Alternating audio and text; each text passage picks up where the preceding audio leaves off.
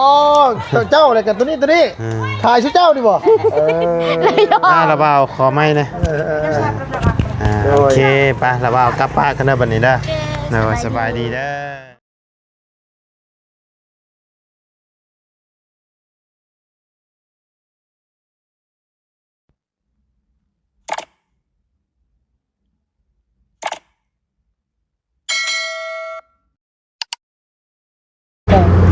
ยังบัดนี่เอาคือใช่อันนี้คือได้ใช่ไหมอันนี้เฮ็ดอะไรเฮ็ดต่อกันเลยนั่นลูกก็เกือบตกเบิดต่อกันอีกหน่อยตกเอาทักทายโดยสบายดี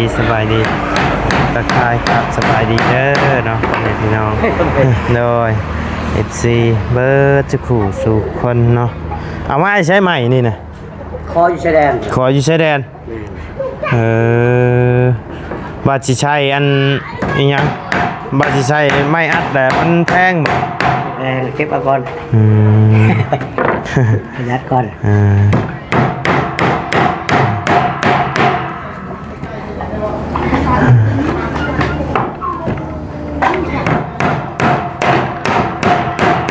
เอาคือตอกแบบบ่จำตอกป้าไว้ชื่อบ่ตอกอันเพราะว่ามันยังบ่เที่ยงเลยเบิ่งมันก่อนมาแต่มาแต่ขายใกล้บ่นี่ยังคือฮักมาแต่ชวันนี่โอ้ให้สิมาแต่ชวันแม่นมันบ่อันขังไว้นี่นะแม่นอ๋อสิเอาไปชงเพิ่นบ่ได้บ่นี่ยังขายไว้ขายให้ไก่ปั๊มเจ้าขายโตให้ได้เฮ็ดไก่ปั๊มเจ้าก็500,000มึงเด้อเอาชื่อ300,000เลยเด้โดยกันหมูมันถ้าไก่ต้ม2,500ไก่ต้มมันบ่สู้ไก่เด้อันนี้คือมันฉู่อยู่บ่นี่ฮะฉู่วัดมันบ่แต่มันบ่ได้แม่นไก่ออกบ่ได้ออกไก่บ่ได้ออกเนาะแบบไก่เขาคัดแต่มันบ่ผ่านบ่ขนาดไก่คัดบ่ผ่านยังโต500,000ได้นี่เนาะโธ่พี่น้องเอ้ยโอ้มีโตใหญ่นี่ตัวนี้ชงชัยตีมาแล้วตัวนี้อันตัวไอ้เท่านี่จะขายตัวเท่าไรนี่ตัวเท่าไก่ของลูกชายมันผ่าฮะของลูกชายมุมผ่าเรียกนั้นก็เดียวว่าขายเห็ดไก่นั่นเขาจะถามราคานะตัวเท่านี่ถือชะตาเขาอยู่ตัวเท่านี่ของมันไก่มันตีได้ตัวเท่าก็นั่นแหละเขาเบิ่งนี่เขาเบิ่งไก่ยังอ่อนแต่ไก่ยังอ่อนชอบอยู่นี่เขาเรียกไก่เขาเรียกไก่เขาตีเขาเรียกเขาตีกินบางแล้วเขาให้ร้านหนึ่งบ่ช่วงมันมัด2ตัวนี่ส่วนนั้นใหญ่เนาะไม่ละเขามีเงินหลินได้ก็ได้ยุ่เอาปากกาดิเนาะโอ้เด็กไก่ต้องใจเทิงนะใจบ่เทิงเนี่ยบ่ได้เงินนะ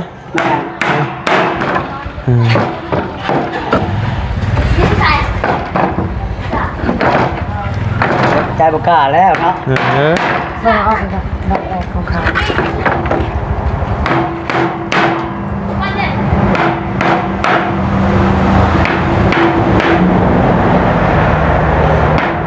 ตัวเขานี่เพิ่นผากมาบ่เอาเขา2,000น่ะ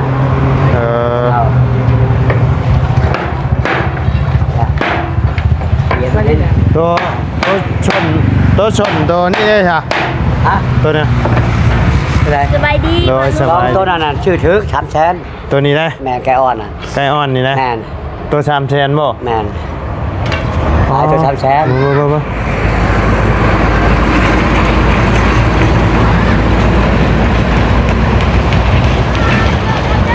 เฮ็ดอยู่ของโถอยู่เนาะ2ตัวนี่บ่คัดนะพี่มันสิออกนะฮะคัดเมียไม่ลืมแหละเนี่ยตัวนี้แล้วเฮาคักนี่ได้แล้วที่มันก็เชื่อเขาจะชื่อให้เขาวะนี่ กับตัวนี้นี่ อืม 3ตัวนี่ใช้ได้เบิดนี่ตัว 2,000 เบิดนี่ ตัว 2,000มาเลย เอ้ยหิวข้าวขอให้ลูกกินเลยเอาว่ะ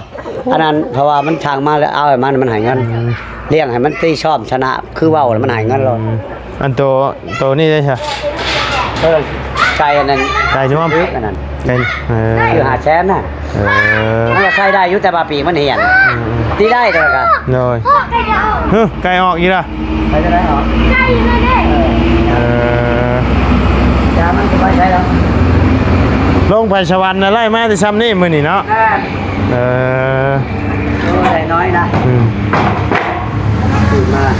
แอบนอนก่อนน่ะดีดมือเอาก็ได้ดอกไก่เพิ่นเลี้ยง ไก่นั้นคุณอยู่แล้ว ไก่มันคุ้นอยู่ดีดมือเอาแป๊กๆก็ได้นะไก่มันคุ้นอยู่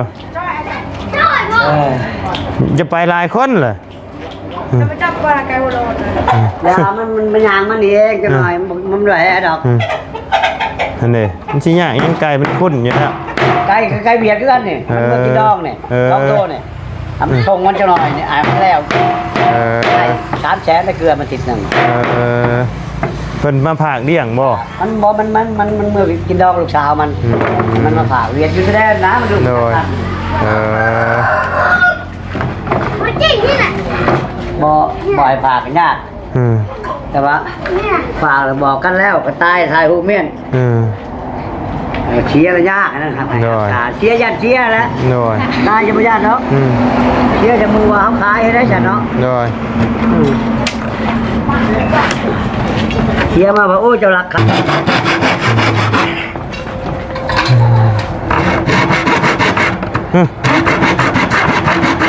มาบ่อยู่บ่ได้เช่าเนาะเจ้ากันเนาะ เล็กน้อยตกพอจะไปหามาเห็ดนะชบวางกลางให้เจ้าหน่อยยับมันนี่ออกหายวางกลางนะ อ๋ออันนี้เอาไว้วางกลางบ่นี่ น้อยเต็มจ้ะ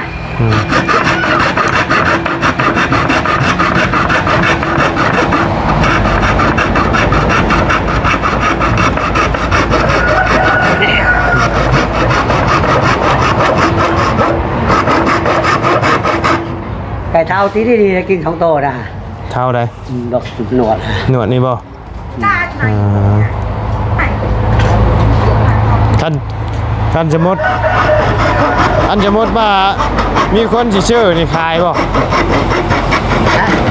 ท่านสมมุติว่ามีคนสิซื้อนี่ขายบ่นี่ ขายไม่ได้แล้ว ฮะ เอาให้เวียน เอาให้เวียดนะ เบิ่งขายผู้มันเบิ่งเลยมันหายเข้าเลยที่ชนะมันหายเติมนะที่บชนะแล้ว เจ้าขายให้เขานี่โต ลายเขา2 ล้าน โต2 ล้าน พันว่ะอันตีกินกันได้ล่ะ ฮะ ตีบ่กินได้แต่เขาขึ้น2,000นั่นแหละ สมมติว่าตีกินแล้วเขาให้ ให้เป็นทำ 3,000 ที่เสียแล้วเขาให้แต่ตัว2,000นั่นแหละสัญญากันเลยเด้เสียแล้วเอาแต่2,000นะ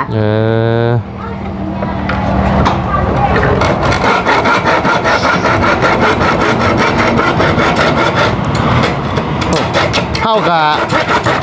าก็มีแต่เฮาก็มีแต่ไร่เนาะเฮาแม่นสิได้เชียร์ บ่เชียร์แต่ว่าเลี้ยงเฮิงสิ เจ้าต้องเอามาเลี้ยงให้เขาอีกบ่นี่ แม่น เ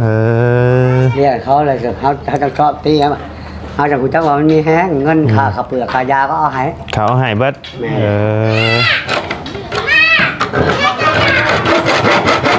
นี่ตัวบางแล้วตีกินเขาก็ให้เงินล้านนึงตัวบางแล้วตัวแดงใหญ่ๆอยู่นี่เลยเชียร์แล้วไม่ได้จะกิน เชียร์บ่ได้จะกิน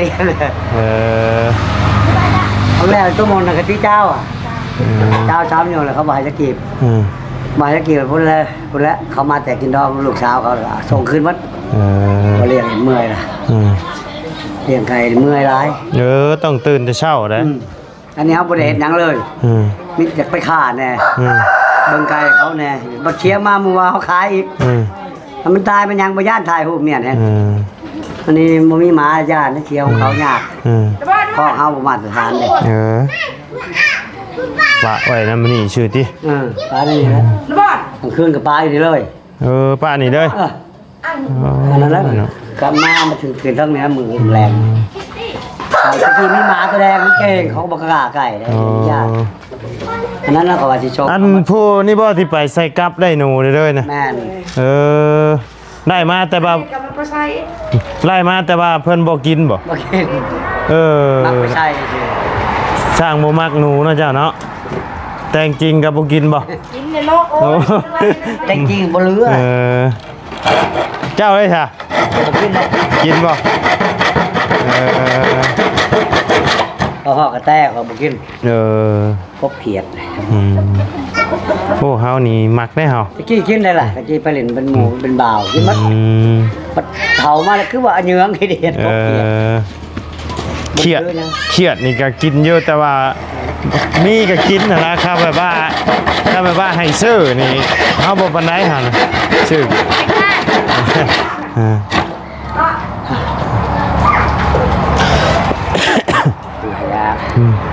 เพื่อสิขาดติ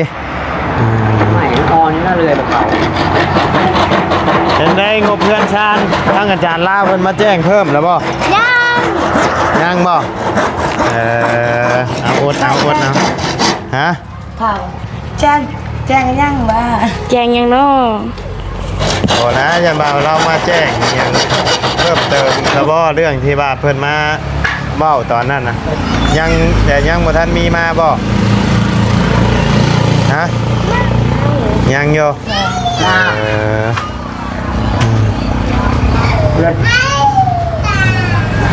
โอ้ จุดดัง สองสาวเพิ่นเนาะมาที่ชายบ้านสกี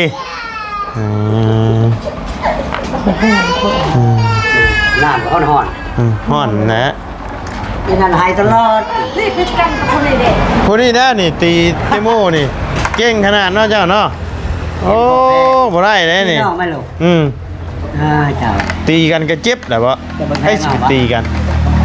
โอ้บ่แพงเนาะ เพราะ ฉัน จะบ่เอาโทรศัพท์เจ๊คำเลย น้อยเพราะทันเลย เจ้าบ่แพงนะดาบ่าวสิเอาเด้อเอาให้บ่เอาให้บ่ ไอ้บามาเรียกเนาะ เอาให้ดาบ่าวบ่น้องเจ้าฮะเอาให้บ่ จะบ่แพงให้น้องให้เพิ่นเนาะ เจ้าเอาให้บ่ เบิ่ง ไม่เอาแหละมาชุกอันนั้นแหละ เอาให้บ่เพิ่นให้บ่ฮะ โอ้ยมันไม่ได้กินข้าวระเดียวกิน ไม่สบายแล้ว บ่สบายใจไม่อยากให้มันอยากให้ช่วยเสรี คือจังว่าทั้งลุงเฮิมเพิ่นมาแจ้งเรื่องน้ำบ่ แม่ เมื่อไหร่เพิ่นสิเข้าให้ ตอนแรกสงการ แค่สงกรานต์ปีใหม่เนาะเดินก็สิง่ายอยู่ดอกของเจ้าเนาะมันพอเพิ่นว่ามันมีจุดอยู่หม่องนี้เนาะอยู่หม่องนี้บ่ให้บอลอะไร อ๋อหน่อย เหนื่อยเลย เอาดีใจนำเนาะ ความฝันก็จะสิเป็นจริงเนี่ยแหละแต่ว่าก่อนชีคือมันแตกบ่ได้แป้นดอกแป้นดมนี่ ไม่ที่ร้านพักเนาะตัวแม่เขาตอบเนาะ เพิ่นแบบเพิ่นบ่ได้มีรับประกันเท่านั้นเดือนเท่านี้เดือนบ่ฮะและ ตะกี้เขาว่าเห็นมัดนี่มันมาปีนคว้ามาแม่นบัด เพราะว่ามัดมันขาดเทิงเนาะ แม่นก็สุดเทิงเด้และสมมุติว่าเพิ่นมาเฮ็ดรอบหน้านี่เพิ่นสิมีรับประกันให้เฮาอยู่บ่ซะ เห็นลงหน้าต้องบอกแล้วบอกคักแน่จดคักแน่แล้วบาดนี่ถึงจะมีได้มันเก่าแนวนี่มันปีนคว้านั่นนี่เอาต้องจดแล้วบาดนี่บ่ได้บ่จดบ่ได้เชียเปลี่ยนมันเนาะ บ่เสียเปรียบได้ ตอนนั้นใบแตก ไม่สลาก็แตกเลยคือบ่เอาสร้างคนลาวเฮ็ด บางทีแล้วบาดนั่นแล้วเชิญชื่อมันละหาจ้างเป็นมือเอาดีกว่าเขาว่า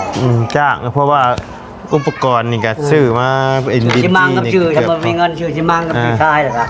จ้างเขาเฮ็ด เพราะว่าสร้าง ไว้เห็นบ่ สร้างที่ทีมงานที่ชื่อเฮาเอามาเฮ็ดโอ้เราเฮ็ดงามนะอยู่บ้านดงนี่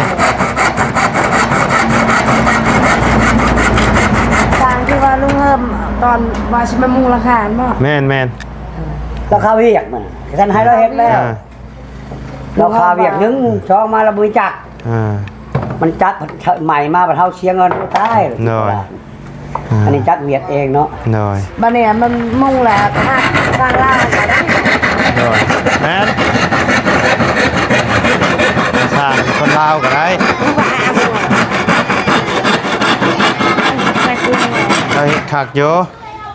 เรากับทีมงานเรา6 คน แม่นอะไรดีอยู่แล้ว อ่า แต่ว่าเราว่ามื้อนั้นเราว่าบ่มีจัก บริจักเฮ็ด ระวั มาง มีจักแล้วเพราะว่าเราสิอันนี้ได้เชื่อมอีกอย่างหนึ่งแต่ว่านั่นก็สิบ่ปานใดหรอกว่านี่แบบ แล้วนี่สบายเนาะ เออตัดเด็กก็ใส่อันครีมตัดเอาก็ได้โยกขัดปุ๊บเดี๋ยวนะ ง่ายแล้วเดี๋ยว มีแต่ ก็ ข่าววานประตูวงกบเฮาแทกแล้วก็เอาไปกบเพื่อนใกล้ๆนี่ก็ได้ เจาะตามกัน สมมติว่ามีงบมีอย่างมาแล้วหั่นนะ อันนี้สมมุติว่าคันมีครบมาแล้วล่ะให้มันเทื่อก็ให้ลุงไปหาช่างคนลาวเอา หน่อย บ่าวลงมา อืมต้องถามตอนนี้มีงบมาจากทั้งไทยแน่แล้ว ยังบ่ฮู้ ช่วยได้ ยังบ่ฮู้แสดงว่ายังบ่ทันมีไผมาแจ้งเนาะเอารอรุ่นกันเบิ่งพี่น้องเอ้ยความฝันสิเป็นจริงบ่เนาะ อันนี้ก็เพิ่นซอยลายนะ หน่อย ช่วยหลายเนาะ อันนี้ก็แม่นบ่ โดย ดินจี้ชุดนั้นก็แม่นเนาะ ตัวนั้นน่ะก็ของทางอาจารย์ละทางอาจารย์ละ ทางอาจารย์ลาว เออ อันนี้ก็ ทางลุงเฮิม ทางลุงให้ ทางลุงเฮิมเนาะ ให้มาหาลาด อันนั้นทางอาจารย์ลาวให้มาจากร้านใช่ 4 ล้าน 4 ล้าน 4 ล้าน สอง 2แสน อันนี้รางวัลตอนลุงเฮิมมอบจะเป็น5ล้านนะ โอ้ แล้วบัดนี้น่ะเอาเงินตืม โดย ตืมใส่ล้านหนึงล้านปลาย เงินเติมแซวเนาะทั้งเบิดไล่จักพันเด้อฮอด ตาย ฮะ 3,200 3,200มันโตแตกเขาก็เฮาไล่เบิดเลยบ่ฮะ ไรหมด มันก็สิบ่ฮอดแล้วเนาะ บ่ฮอดยันฮอด ตัวแตกกันลายไปเป็น บัดเขาเอามาบัดเขาไล่ซ้ำนั่นเนาะเขาบ่ได้ให้มาเกินบ่เนาะ เพราะว่าให้เกินไหน เขาว่าให้เกินอยู่บ่ แม่นให้หรือบ่ว่าบ่ได้เนาะ ของเฮาบ่ได้ไปนั่งนับน้ำเพิ่นเนาะ เอาไปนับเพิ่นว่ามันให้เกินไง เกินเพิ่นนะของมันว่าเกินอยู่ก็เกินบ่หลายดอก3ก้อน ใครเนาะขันฮอดเช้า เดินมาฮอด เยี่ยมบ่ฮอด บ่ได้แต่เข้าธรรมดา ตัวนี้แตกน้อยเดียวนะตัวนี้นะ อืม ตัวนี้แตกลาย ตัวเอามาเป็นยำนี่บ่ เด้อตัวมาใหม่นะ แม่นเห็ดเนี่ยแตกลาย ตัวนี้ตก ตัวนี้น้อยดีก่อนนี่ชุดเด็กร้อย หน่อย อันนี้ก็ทำอะไรทำไปด้วยนะ ฮะสบายดีเด้อเดี๋ยว สบายดี เรามาก็บ่ได้อยู่บ่ได้เช่าหรอกอะใส่ตั้มเนี่ยเพื่ออะไรขย้อน เอาเครื่องเสียงมาฝากเมียบ่ ฮะ ลานให้ถามว่าอันให้เขาอัปโหลดเพลงในเมียงามต้องหาเงินเก่งเพราะ แย่งานแต่ว่าเด็กและแก่ที่หอมเอา เรื่องอันนั้นเห็นเขาเจ้าขายถือนั่นน้องสาวให้ เออ โดย ไปชื่อนั้นพวกจะน้องเขารักมาสิโทษได้บ่ โดย ราคา1,000 บาทมาขาย2-3แสนไปซื้อเบิ่ง เอ เออ เอาลูก ชื่อ เศรษ ก็ชื่ ฐี อแล้วเขาให้ได้เขาชื่อได้เลยแล้ว แม่นะชื่ออยู่ชวานลูกเศรษฐีมันเอามาขายให้ เฮา ทีมันเมื่อยฟังแหละ มันพระบ่พังน่ะมันแบบขี้หน้านะยังรักก็มันมาขายว่าจังฮะป้าหัน ได้ใกล้จะโตมาเที่ยวนี่เนี่ย ได้ไก่ต้มมันชีโตไก่ปั้มมันชีโตมันไก่อ่อนเขาก็ไปชิปมันจะมวน บึงเกือบแน่ล่ะ ได้10ตัว เคยเต้น โอ้ยมันจะ แม่แต่จริงนี่เจ้าเล่าตัวเฮาเลยสาวีแล้วว่าเจ้าบ่ได้ไก่มาจักโต เอ้าบ้านนี่ มัน เราโทร โตว่ะ เราโทรบ้านนี่นะลุง มันมีไก่ มันต้องบอกได้ลุงเราโทรบ้าน เมื่ นี่ อวานนี้น่ะวงวีแล้ว ตัว มา หา คือ ตัวหาพอจะจริงบ่ได้ไก่จักโตลุงเอ้ย การนี่เมียก็ถามว่าเอามีไก่บอกว่าบ่มีจักโตเขาว่าอันมีมันก็พักเขาว่า แต่เช้านี่เราไม่ได้โทร ยังเบิ่งยัง เช้านี่เราหาที่ซื้อ มาจักโตอันมัน ซื้อในโล สวยที่สุดในโลกเลย ลงทุนไป สวยสุดยอดเลย โตนี่ ทำไมฉันช่วยขนาดนี้ฉันคงดีใจมากเลยกับคุณว่าดีชมนะ 300,000นะโตหนึ่ง300,000โตทำละ โตตามล่างไปที่นี่เลย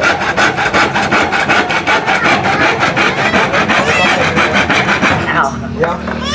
ให้มาขายเคยได้บ่เลยว่าไก่ต้มซื้อมา300,000เดี๋ยวได้เป็นล้านตัวนึงขายได้เดี๋ยวนี้ บางเทื่อก็มีอยู่ อ๋อมันคือ บัดถึกลูกพุกดิ ทำส่วนร้ายไม่ได้ที่หาแชร์ แสน6แสนตัวนึงเนาะช่วงมันขาดทุนมา1พี่น้อง โจทย์จะลองเบิ่งไผสูง ตายอ่ะ กับไผ น้องเลี้ยง มันตายมันลุกดอก โดย อันนี้กอเช้านี่ เขาเจอแม่น้องเลี้ยงน่ะ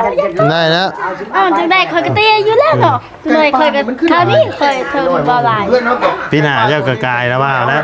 งามดี เฮ้ยเป็นคนเตี้ยเนี่ย อันนี้ไก่ตีเขาแท้ๆนี่ แล้วค่อยถามว่าสิคันบ่มีผู้นั่นน่ะค่อยสิซื้อเอาไก่ตัวมุ่นนะแล้วว่ามีคนจอง ชาวบ้านบ่ได้ตะมนต์น่ะกะ 2,000 ไก่ตี จองพันก็ชื่อคือจะให้ค่อยจังได๋ อันนี้มันใจ สอ มั บ นออกมา สอบประมาณล้านปลาย ล้านสาม ประมาณนั้น โอ้ไอ้ซื้อตัวไหนน่ะ 2,000 ตัว2,000 โตชานตัวเก่ง เดี๋ยวไปที่นี่ให้มาขายตัวเท่าไหร่นี่ มากชื่อให้เวียนแล้ว ชื่อให้เขา ชื่อให้เขาแล้วแต่ว่า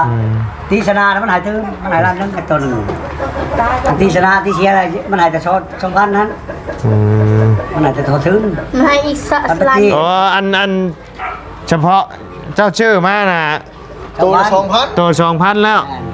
และคันเจ้าตีชนะเพิ่มให้อีกล้านหนึง ล้าน ตัวละ โอ้ถึง คือสมมุติว่าตีแพ้2ตัวแต่ชนะตัวนึงนี่ก็เขาก็ให้เจ้าล้านนึง ล้านนึงกับตัวแพ้ละมันเขาหมายอย่างนี้ ตัวแพ้ของไอ้จักกี้ หายแต่ทอถึง กะ ไอ้ต้องเรียกให้เขาบ่ แน่นเรียกให้เขานะ สบายดีเด้อ โดย ไป ไปใช่นี่ฮะ คนก่อน โอเคโดย แต่พอเด้อเขาจะมาเอิ้นว่าลูกตะน้อยไก่ตีเขาเสด็จ อย่าพี่เอิญเด้อโบกให้มัน แม่นบ่ แน่นเลย ลูกสิเอิญได้ โดย ลูกสิเอิญได้แล้วก็ได้ สายยาบ่ สายาลูกตะน้อยไก่ตี แม่นเลย ร้านเขาไปซื้อของห้านเวียดเมื่อนั้นนี่นะเวียดว่าห้านตะน้อยได้ตะน้อยไก่ตีนะบ่เขาว่าอ๋อสายาลูกตะน้อยไก่ตี โอ้เราฮู้ว่าได้นี่เนาะ พี่น้องเลย มันเบียดฮู้ว่าได้นี่ เวียดผู้ได้ โดย คือแบบมันเรียกมันเวียด เนาะ เอาเวียดเพราะว่าอันน้อยเนาะขายไก่ซื้อไก่มาขายให้เขา โดย ขายทั่ว ขายทั่วไปไม่มาลูกอ่ะ บริจาคเด้เลอะซื้อไก่เด้อซื้อไก่เด้อโอ้น่ะอ้าวไปบ่มีไก่แล้วไปน้ำลาแล้วว่ะไก่3ตัวนี่ขายซื้อบ่3ตัวลุงฮู้บ่3ตัวแต่ เท่าไหร่ น้องชายกับค่อย ฮะ นี่แล้วก็ผู้ที่ไก่ผู้นี้3ตัวแล้วละว่าน่ะ 3ตัวอ๋อเจ้าอะไรกันตัวนี้ขายชื่อเจ้าดิบ่ ได้ระเบาขอไม่นะโอเคไประเบากลับป้านกันเด้อบัดนี้เด้อโดยสบายดีเด้อ มาเทียบนี่คือได้10โต๊ะแล้วเนาะ ไปพี่น้องเลยสำหรับคลิปนี้ทั้งมาได้ก็สิได้ขอจบคลิปปิดคลิปลงไปเพียงสำนี้กันเด้อพี่น้องเด้อพบเจอกันคลิปหน้าเนาะสำหรับคลิปนี้ไปแล้วพี่น้องสบายดี